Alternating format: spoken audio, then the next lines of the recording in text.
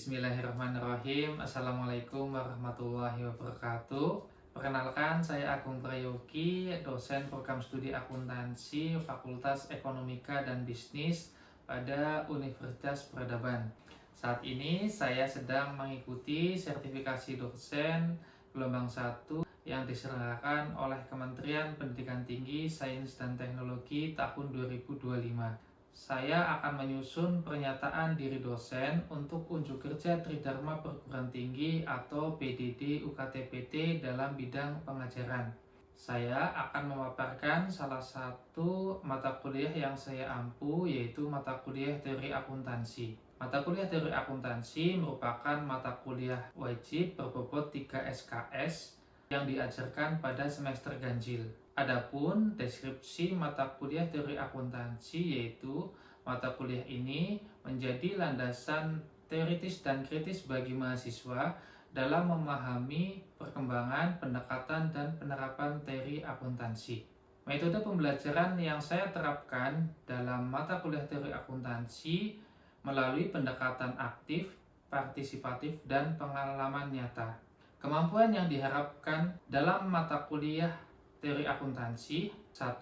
Mahasiswa mampu menjelaskan perkembangan dan ruang lingkup teori akuntansi secara historis dan konseptual. 2. Mahasiswa mampu mengidentifikasi dan menganalisis pendekatan dalam perkembangan teori akuntansi. 3. Mahasiswa mampu memahami kerangka konseptual dan elemen-elemen dalam laporan keuangan. 4. Mahasiswa mampu menguraikan praktik pengungkapan laporan keuangan termasuk aspek sosial dan lingkungan. 5. Mahasiswa mampu menganalisis teori akuntansi positif dan konflik kepentingan yang muncul dalam praktik pelaporan. 6. Mahasiswa mampu menguraikan dampak pelaporan keuangan terhadap pasar modal dan praktik manajerial. Media pembelajaran yang saya gunakan dalam mata kuliah teori akuntansi meliputi PowerPoint, artikel ilmiah, dan studi kasus. Materi pembelajaran yang akan dibahas pada mata kuliah teori akuntansi ini: 1. Sejarah perkembangan teori akuntansi. 2. Ruang lingkup teori akuntansi. 3. Penalaran. 4. Rekayasaan laporan keuangan. 5. Kerangka konseptual. 6. Aset. 7. Utang dan ekuitas. 8. Pendapatan. 9. Biaya. 10. Laba. 11. Pengungkapan laporan keuangan dan pengungkapan sosial dan lingkungan. 12. Teori akuntansi positif dan analisis konflik. 13. Reaksi pasar modal terhadap laporan keuangan. 14. Kompensasi eksekutif dan manajemen laba. Pada mata kuliah teori akuntansi ini, kriteria penilaian meliputi aspek keaktifan sebesar 10%, terdiri dari kehadiran dan keaktifan mahasiswa pada saat perkuliahan. Aspek tugas sebesar 25%, terdiri dari tugas individu dan tugas kelompok. Aspek ujian tengah semester sebesar 30% dan aspek ujian akhir semester sebesar 35%. Penilaian pada mata kuliah ini dilakukan secara objektif berdasarkan ketepatan dan penguasaan materi, tugas, kehadiran, dan keaktifan mahasiswa. Selanjutnya, mari kita simak video pembelajaran mata kuliah teori akuntansi. Sebelum kita mulai perkuliahan, teman-teman silakan absensi. Token saya sudah berikan ke teman-teman semua. Saya beri waktu 1 menit dari sekarang. Sudah absen semua? Sudah. Baik, kalau sudah absen semua, saya buka dulu ya teman-teman. Bismillahirrahmanirrahim. Assalamualaikum warahmatullahi wabarakatuh. Waalaikumsalam warahmatullahi wabarakatuh. Seperti biasa, sebelum mengawali kuliah pada pagi ini, alangkah baiknya kita berdoa menurut kepercayaan kita masing-masing untuk kelancaran, keberkahan, dan kemudahan kita dalam berkuliah. Berdoa, dipersilakan. Selesai, alhamdulillahirrahmanirrahim, pada kesempatan pagi ini kita dapat bertemu kembali ya teman-teman semua. Mudah-mudahan kita semua selalu dalam lindungan Allah Subhanahu wa Ta'ala.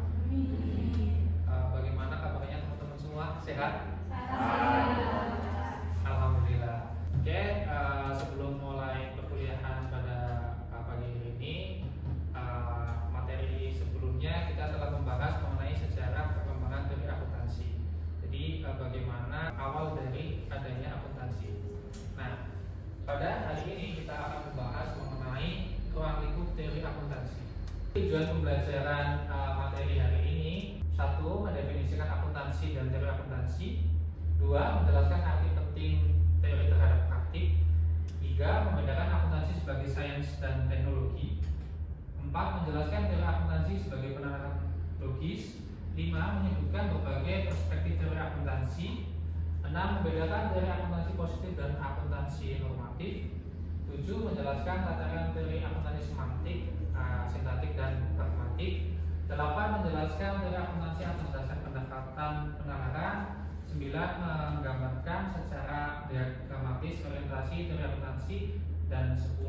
Menjelaskan pengertian versi teori serta pendekatannya.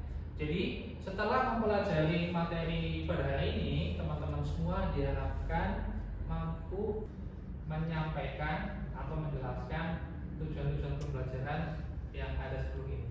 Pada pokok bahasan pertama kita akan mempelajari taksonomi pada bidang akuntansi. Jadi penempatan perangkat pengetahuan adalah salah satu kategori menentukan karakteristik dari teori akuntansi itu sendiri. Jadi kalau dilihat, teori akuntansi dapat dibedakan menjadi seni, sains, dan teknologi.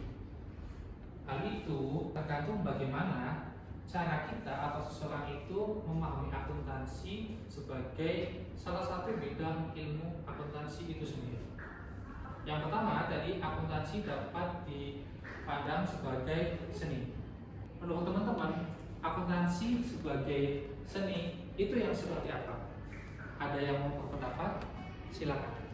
Saya, Pak. Baik, Mbak Ulfi, silakan.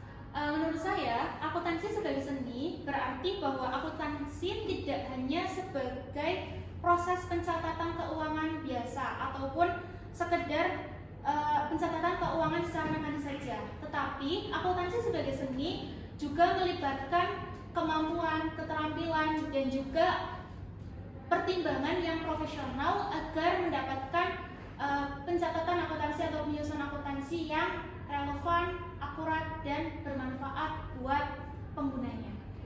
Baik, Mbak Ulfi, itu pendapatnya Mbak Ulfi mengenai akuntansi sebagai seni. Mari kita akan bahas bersama-sama. Apa itu akuntansi sebagai seni? Akuntansi sebagai seni, akuntansi itu dipandang sebagai bidang pengetahuan, keterampilan, keahlian, dan kajian yang menuntut praktik untuk menguasainya. Nah, di dalamnya itu tentu ada pertimbangan dalam penerapannya dan harus pertimbangan oleh profesionalisme atau dari pakar yang memiliki pengetahuan dan keilmuan di dalamnya. Jadi apa yang disampaikan oleh Mbak Ulfi itu sesuai.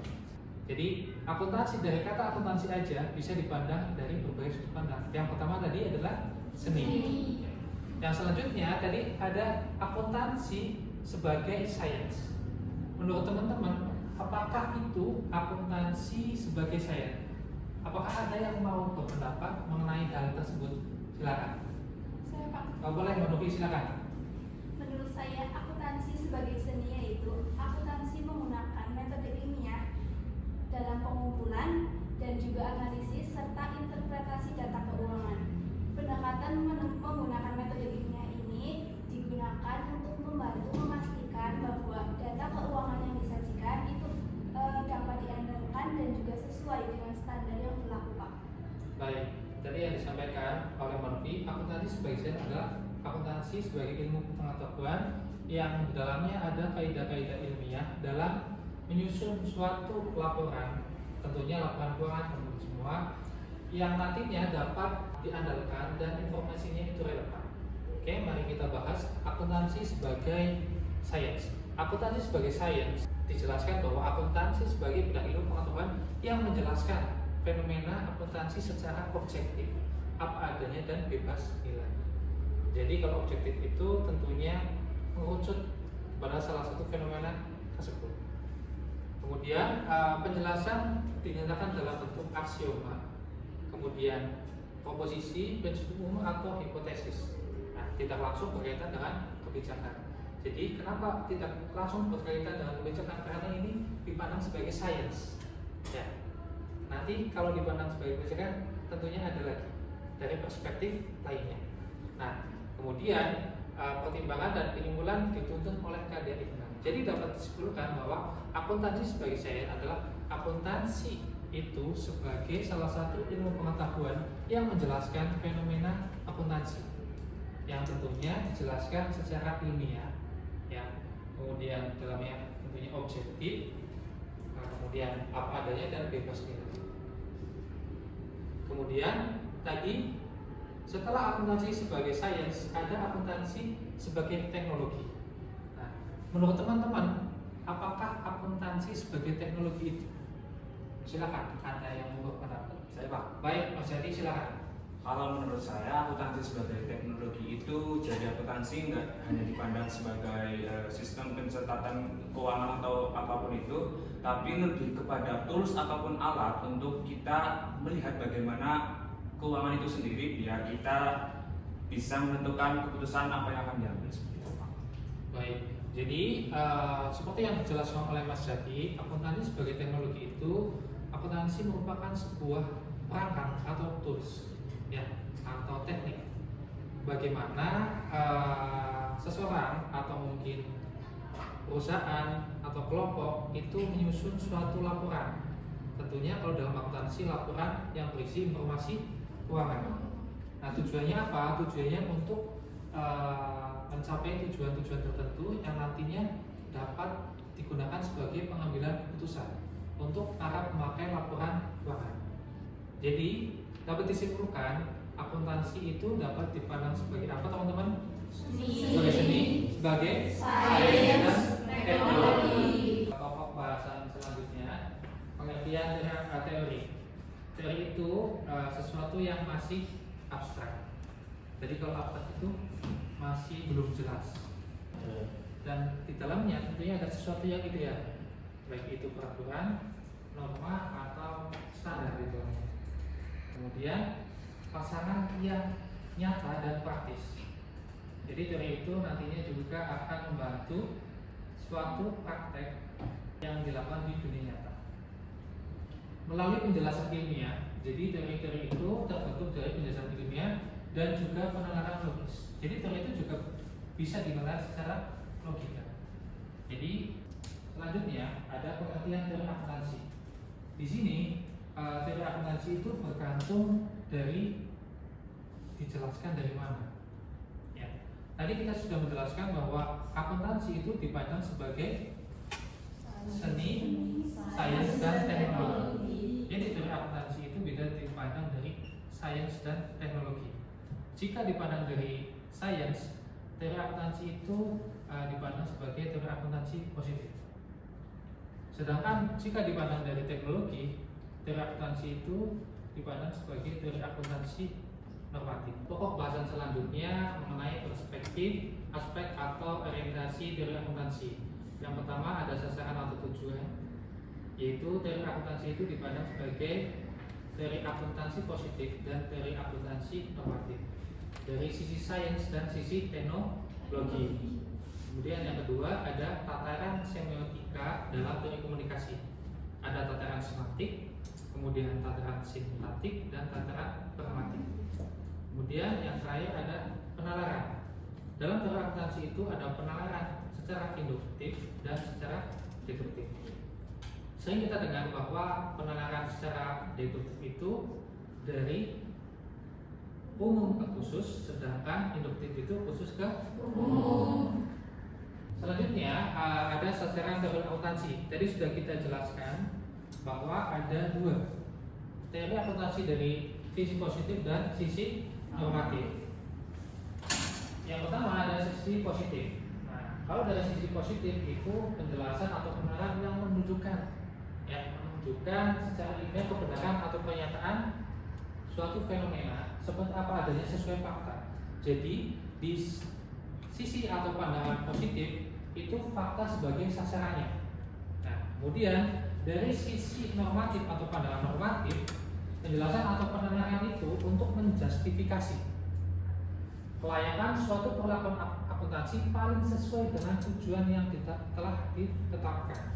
Nah, jadi di sini nilai sebagai sasarannya atau norma atau aturan sebagai sasarannya. Selanjutnya ada bidang masalah dari teori akuntansi dari pandangan positif dan pandangan normatif. Mari kita lihat bersama teman-teman. Dari pandangan positif perlu penjelasan dan bukti empiris. Jadi kalau dari sisi positif tadi kan fakta sebagai sasaran, makanya memerlukan penjelasan dan bukti empiris. Sedangkan dari pandangan normatif ya perlu penalaran logis. Jadi di sini dari sisi logikanya atau sisi penarangannya. Contoh pertanyaannya yang menunjukkan teori akuntansi itu dari sisi positif atau pandangan positif. Apakah informasi aliran kas memiliki kandungan informasi?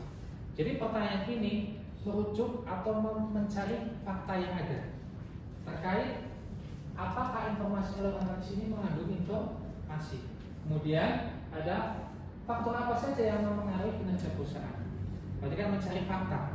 Ya. Dan yang ketiga, mengapa perusahaan besar cenderung melakukan perencanaan pajak? Jadi pertanyaan-pertanyaan ini merujuk pada pencarian fakta. Sedangkan dari sisi normatif adanya penalaran logis. Contoh pertanyaan, kapan sewa harus dikapitalisasi? Nah, dari pertanyaan itu berarti kan merujuk aturan-aturan atau nilai atau norma. Kapan sewa dapat dikapitalisasi? Jadi seperti apa aturannya supaya itu sewa itu dikapitalisasi pada saat apa? Itu. Nah, kemudian pertanyaan kedua, bagaimana perubahan harga di perhitungan dan disediakan dalam statement keuangan?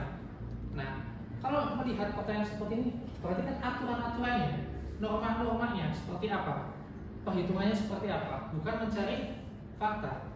Jadi nilai sebagai sasarannya. Kemudian pertanyaan yang ketiga, tepatkah istilah beban untuk expense dan biaya untuk cost? Jadi kalau dilihat beban itu bahasa asingnya adalah expense dan biaya bahasa asingnya adalah cost. Jadi tepatkah? Tepat sesuai dengan aturan bahasa asing gitu. Jadi kalau dilihat teman-teman bisa membedakan sisi positif itu fakta sebagai sasarannya, sedangkan normatif nilai sebagai sasarannya atau aturan-aturan sebagai sasarannya. Ya, itu akuntansi dipandang sebagai teori akuntansi positif dan teori akuntansi normatif. Selanjutnya, pembahasan yang akan kita bahas adalah tataran semiotika dalam teori akuntansi. Tadi sudah kita bahas. Jadi aspek atau orientasi teori akuntansi ada 3, sasaran, tataran semiotika dan penalaran. Sekarang kita akan bahas mengenai tataran semiotika dalam teori akuntansi. Yang pertama tadi ada semantik. Semantik itu berkaitan dengan penyimbolan-penyimbolan dalam elemen-elemen laporan keuangan. Kemudian yang kedua sintaktik berkaitan dengan bagaimana pengukuran penyajian dari simbol-simbol laporan keuangan tadi. Dan yang ketiga ada pragmatik. Jadi kalau di sisi pragmatik ini, apakah informasi keuangan yang disajikan itu mencerminkan informasi yang dapat digunakan oleh pemakai laporan keuangan? Dari 3 tataran ini, apakah ada yang mau ditanyakan? Saya Pak. Ya baik, Mbak Anissa. Izin bertanya ya Pak. Tadi kan sama Pak Agung udah dijelaskan ya Pak mengenai tataran semiotika teori akuntansi. Itu ada 3 ya Pak, semantik, sintaktik, sama pragmatik. Dari ketiga hal itu tuh saat contohnya itu seperti apa gitu Pak? Baik, kita bahas ya teman-teman. Jadi contoh dari tataran semantik ya, seperti yang sudah pernah teman-teman pelajari di awal semester atau masuk kuliah di pengantar akuntansi. Jadi ada penyimbolan-penyimbolan dalam laporan keuangan seperti akun aset, kemudian utang dan ekuitas, kemudian pendapatan dan beban. Itu contoh penyimbolan-penyimbolan dalam laporan keuangan atau elemen-elemen laporan keuangan. Kemudian contoh dari tataran sintaktik. Dari tataran sintaktik itu, tadi kan dari semantik itu ada penyimbolan-penyimbolannya. Nah, kemudian bagaimana pengukuran aset, kemudian penyajian aset itu yang merupakan tataran sintaktik. Misalnya kita bikin jurnal, ya, ketika aset bertambah itu di posisi debit atau kredit, kemudian aset berkurang di debit atau kredit. Seperti itu dari tataran sintaktik. Kemudian dari tataran pragmatik, dari tataran pragmatik itu berarti bagaimana informasi-informasi keuangan itu disajikan dalam suatu laporan keuangan yang nantinya dapat disampaikan kepada para pemakai laporan keuangan. Apakah informasi tersebut bisa digunakan untuk pengambilan keputusan? Seperti itu. Berarti hampir sama kayak urutan-urutan laporan keuangan gitu ya Pak? Ya, hampir seperti itu. Jadi dari semantik ada simbol-simbolnya. Tadi udah saya jelaskan, ada aset dan sebagainya. Kemudian turun ke sintaktik. Sintaktik itu berarti dijelaskan pengukuran aset seperti apa, penyajian aset seperti apa. Kemudian di akhir di pragmatik itu berarti informasi-informasi itu disajikan untuk para pemakai laporan keuangan. Apakah informasi tersebut memang bisa digunakan untuk pengambilan keputusan? Baik teman-teman, kita telah menyelesaikan pembahasan materi pada hari ini terkait ruang lingkup teori akuntansi. Sebelum menyelesaikan pertemuan pada hari ini, saya memberikan satu studi kasus berkaitan dengan teori hari ini atau pembahasan hari ini berkaitan dengan studi kasus Garuda Indonesia. Silakan analisis dari pandangan teori akuntansi positif dan teori akuntansi normatif. Di sini ada 3 deret, dibikin 3 kelompok. Silakan teman-teman diskusikan, nanti disampaikan jawabannya seperti apa per kelompok. Saya kasih waktu 10 menit. Baik teman-teman, sudah 10 menit. Silakan masing-masing kelompok menjelaskan hasil diskusinya mengenai studi kasus Garuda Indonesia. Silakan dari kelompok depan menjelaskan jawabannya. Mohon izin Pak Agung, saya akan menyampaikan hasil diskusi dari kelompok kami bahwa dari studi kasus Garuda Indonesia ini mencerminkan adanya teori akuntansi positif dan normatif, di mana pada akuntansi positif menjelaskan bahwa manajemen Garuda melakukan earning inflation untuk menampilkan laba positif karena adanya insentif ekonomi seperti menjaga harga saham serta bonus manajerial. Lalu menurut teori ini manipulasi tersebut dinilai wajar terjadi. Ini dikarenakan manajemen berusaha memaksimalkan keuntungan pribadi atau perusahaan dalam batas regulasi yang ada. Sedangkan pada teori akuntansi normatif ini menilai bahwa tindakan Garuda Indonesia adalah sebagai pelanggaran dari prinsip akuntansi itu sendiri.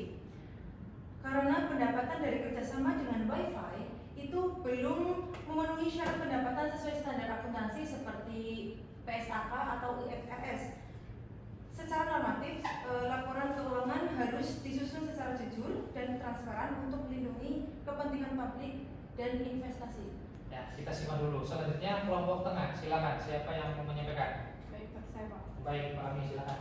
Baik Pak, mohon izin untuk menjawab dari hasil studi kasus dari kelompok 2, di mana berdasarkan pandangan teori akuntansi positif ini, PT Garuda telah melakukan rekayasa kecurangan atas laporan keuangan karena PT Garuda telah mengakui pendapatan sebagai laba atas piutang tersebut, yang dimana hal ini tidak sesuai dengan standar akuntansi yang berlaku, dan PT Garuda ini tidak memikirkan apakah hal tersebut ini benar atau salah, sehingga dalam perspektif akuntansi normatif hal ini dijadikan sebagai tindakan kecurangan karena tidak sesuai dengan standar akuntansi, dan ini membuat etika profesi mereka itu menjadi tidak terstruktur. Dapat dijelaskan secara kesimpulan bahwasanya PT Garuda telah melakukan laporan keuangan yang tidak transparan, sehingga ketidaktransparan ini membuat laporan keuangan yang dihasilkan itu menyesatkan bagi para penggunanya. Baik, terima kasih. Kita simak dulu jawabannya. Selanjutnya dari kelompok belakang atau kelompok 3. Silakan, siapa yang mau menjelaskan? Saya Pak. Baik, Mas Ardi, silakan. Untuk kesimpulan dari diskusi kelompok kami kurang lebih sama dengan barisan depan sama tengah, yang dimana dari pandangan teori akuntansi positif kasus Garuda ini, jadi teori ini itu menganalisa motivasi dari balik pengakuan pendapatan dari PT Mahata Aero Teknologi yang belum terrealisasi sebagai pendapatan penuh. Untuk motivasinya ada beberapa hal yang mungkin menjadi motivasi, yaitu untuk memenuhi target laba, menghindari kerugian, atau mungkin mempengaruhi harga saham dan bonus manajemen. Jadi teori ini juga akan melihat bagaimana pengakuan laba yang tidak sesuai standar memenuhi keputusan investor, regulator seperti OJK atau BEI dan pihak terkait lainnya, serta konsekuensi sanksi yang dijatuhkan. Lalu dari segi pandangan teori akuntansi normatif sendiri, dalam kasus Garuda ini, teori ini akan menekankan pelanggaran standar akuntansi atau PSAK terkait pengakuan pendapatan yang seharusnya hanya diakui saat hak atas pendapatan telah diperoleh dan dapat diukur secara andal. Lalu teori ini akan menegaskan bahwa laporan keuangan harus menyajikan informasi yang jujur, relevan, dan juga dapat diandalkan, serta sesuai dengan prinsip akuntansi yang berlaku umum untuk melindungi kepentingan publik dan investor. Dari sudut pandang normatif, tindakan Garuda yang mengakui pendapatan fiktif adalah pelanggaran etika menurut kami dan profesionalisme akuntansi yang serius, gitu Pak. Baik, mari kita simpulkan bersama-sama teman-teman. Kasus Garuda Indonesia itu ditengarai adanya penggelembungan laba atau manipulasi laba gitu ya, karena terjadi dari pengakuan piutang dari perusahaan Wi-Fi dan juga Mahata Aero. Nah, dari sisi teori akuntansi positif itu fakta sebagai sasarannya. Jadi kenapa Garuda Indonesia melakukan hal tersebut? Menarik investor, citra usaha, betul, kemudian menghindari kerugian. Jadi itu faktanya. Dari sisi normatifnya, berarti Garuda Indonesia itu menyajikan laporan keuangan yang tidak sesuai dengan aturan yang ada. Dari materi-materi yang telah kita pelajari, kita aplikasikan kepada suatu kasus atau studi atau diterapkan pada kondisi realita yang ada, supaya kita bisa menerapkan apa-apa yang telah kita pelajari dalam kehidupan yang nyata atau pengalaman yang nyata. Salah satunya adalah tadi studi kasus dari Garuda Indonesia. Baik, kita telah menyelesaikan pertemuan pada hari ini dari mulai pembahasan materi, kemudian dari saya berikan studi kasus untuk penerapan dari materi-materi yang telah kita bahas. Sebelum saya tutup, apakah teman-teman ada yang ingin ditanyakan? Silakan. Cukup? Baik, kalau cukup, sebelum saya review dulu. Pada pertemuan kali ini kita telah mempelajari mengenai ruang lingkup akuntansi, yang di dalamnya kita mempelajari akuntansi itu dapat dipandang dari berbagai perspektif. Ada perspektif seni, sains, dan teknologi. Nah, kemudian ada aspek dari teori akuntansi. Tadi ada 3 ya teman-teman semua. Ada sasaran, tataran semiotika, dan penalaran. Mungkin itu yang bisa kita pelajari dan tadi kita sudah menerapkannya pada studi kasus di Garuda Indonesia. Mudah-mudahan apa yang kita pelajari bersama pada hari ini bermanfaat untuk kita di masa sekarang dan di masa depan. Mungkin itu yang bisa saya sampaikan pada hari ini, teman-teman semua. Kurang lebihnya saya mohon maaf. Insya Allah kita ketemu lagi di pertemuan minggu depan